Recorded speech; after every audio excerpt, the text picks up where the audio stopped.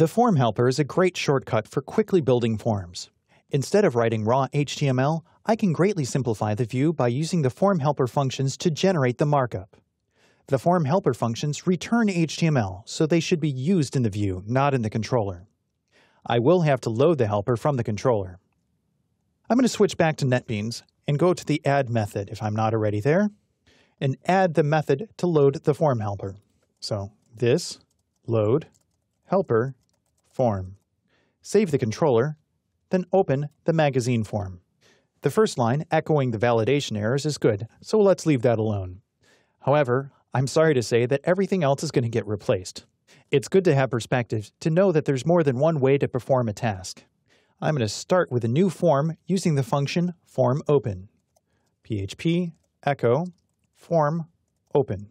I have the ability to specify a particular action in attributes, but since it's posting to the same place, I can leave the action off and formOpen defaults to post, so there's really nothing else to do. And close the tag.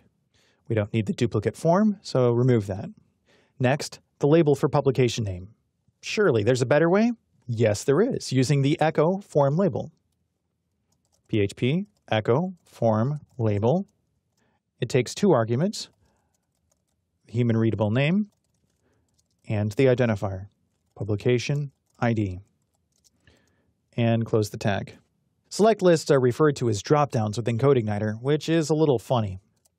PHP echo form dropdown, which just takes the form element name, publication ID, followed by an array of option labels keyed by value, just as I did before. So publication form options. The third argument is the default value.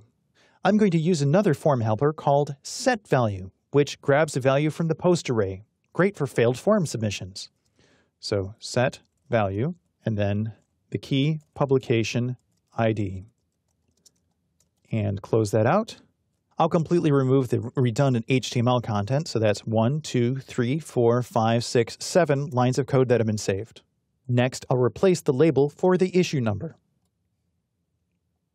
PHP echo form label issue number, followed by the identifier issue number, and close the tag.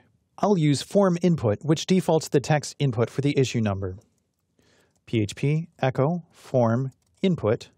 The first argument takes the form element name, which is issue number, and the second is the default value. I'll use setValue again, passing it issue number, to populate it on failed submissions.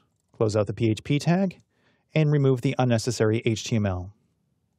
I'll do something very similar for the issue date publication.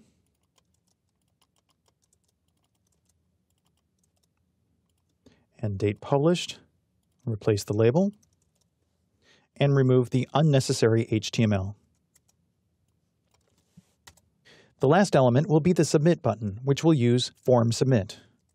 PHP echo form submit, save with the label save, semicolon, and close the PHP tag. I'll close the form with PHP echo form close, and save the view. Doesn't this look a lot cleaner? Rather than a mix of loops and hard-coded HTML, there's some clean HTML for Designer to do their magic to, and some simple PHP function calls. Go back to the browser and go to the add form and intentionally fail validation by submitting issue number kitty. This time, the default value is set. Very cool. Let's kick things up a notch with the ability to upload cover images.